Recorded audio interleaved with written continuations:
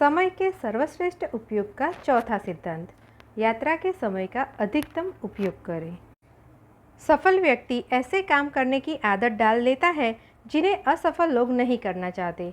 हालांकि सफल व्यक्तियों को भी वे काम अच्छे नहीं लगते हैं, लेकिन उद्देश्य को याद रखते हुए वे नापसंद कार्यों से मुंह नहीं मोड़ते।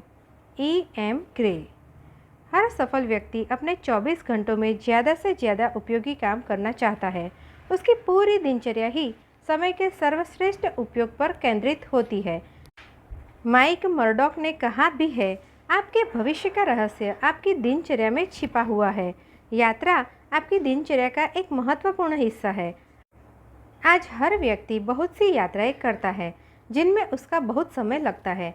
फ़र्क सिर्फ इतना होता है कि जहां आम व्यक्ति यात्रा के समय में हाथ पर हाथ धरकर बैठता है, वही सफल व्यक्ति अपने बहुमूल्य समय का अधिकतम उपयोग करता है। इसलिए समय के सर्वश्रेष्ठ उपयोग का चौथा सिद्धांत है, यात्रा के समय का अधिकतम उपयोग करें। महात्मा गांधी यात्रा करते समय नींद लेते थे ताकि वे तरोताज़ा हो सके। नेपोलियन जब सेना के साथ युद्ध करने जाते थे तो रास्ते में पत्र लिखकर अपने समय का सदुपयोग करते थे। एडिसन अपने समय की बर्बादी को लेकर इतने सचेत थे कि किशोरावस्था में जब वे रेल में यात्रा करते थे तो अपने प्रयोगों में जुटे रहते थे। माइक्रोसॉफ्ट के संस्थापक बिल गेट्स यात्रा के दौरान मोबाइल पर जरूरी बातें करके इस सिद्धांत पर अमल करते हैं। बिल गेट्स ने तो एक बार अपने गैरेज में अफ्रीका का नक्शा टांग दिया था ताकि जब वे अपनी कार का इग्निशन बंद करें तो उनके कीमती सेकंड बर्बाद न हो, बल्कि उनका कुछ उपयोग हो जाए। समय को लेकर सभी सफल लोग सतर्क रहते हैं क्योंकि वे जानते हैं कि समय बड़ा बलवान होता है और इसके सदुपयोग से ही सफलता संभव है। आप और हम भी अपनी यात्रा के समय का लाभ उठा सकते हैं। नौकरी पेशा लोगों की घर से ऑफिस तक की यात्रा में काफ़ी समय लग जाता है और सेल्समैन का तो अधिकांश समय यात्रा में ही बीतता है।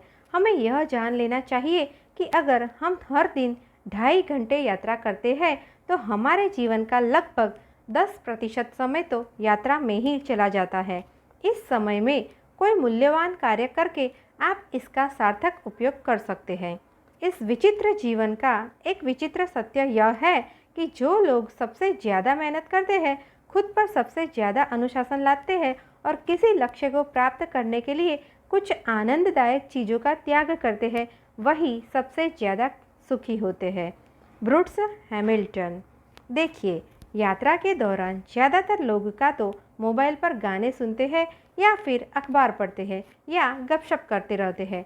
वे यह नहीं जानते कि इस दौरान प्रेरक पुस्तकें पढ़कर, शैक्षणिक टैप्स सुनकर या कोई अन्य महत्वपूर्ण काम करके वे अपने लक्ष्य तक ज़्यादा तेज़ी से पहुंच सकते हैं।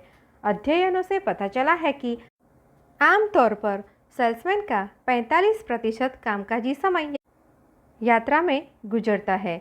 जाहिर है, जो सेल्समैन यात्रा के समय का बेहतर उपयोग करना सीख लेता है वह अपने साथियों की तुलना में ज़्यादा सफल होता है।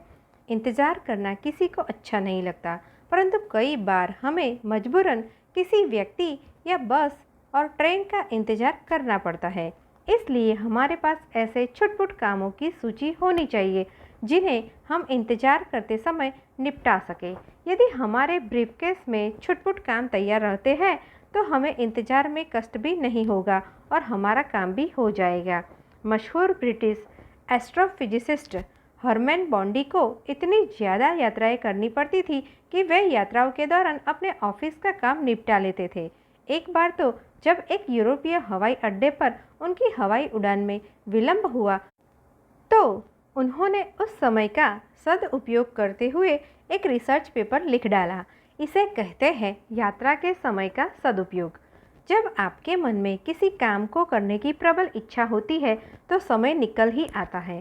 फेडरिक की नित्से की बात याद रखें, जब किसी मनुष्य के पास रखने के लिए ज़्यादा सामान होता है तो दिन की पोशाक में 100 जेबें होती है। समय का ध्यान रखेंगे तो समय भी आपका ध्यान रखेगा। यदि आप समय का मूल्य नहीं जानते हैं तो आपका जन्म शोहरत के लिए नहीं हुआ है। मार्किस डे बोवेन रग्यूस। हर दिन समय जो छोटे छोटे अंतराल देता है, उनमें बहुत कुछ किया जा सकता है जिन्हें अधिकांश लोग बर्बाद कर देते हैं। Charles Caleb Colton.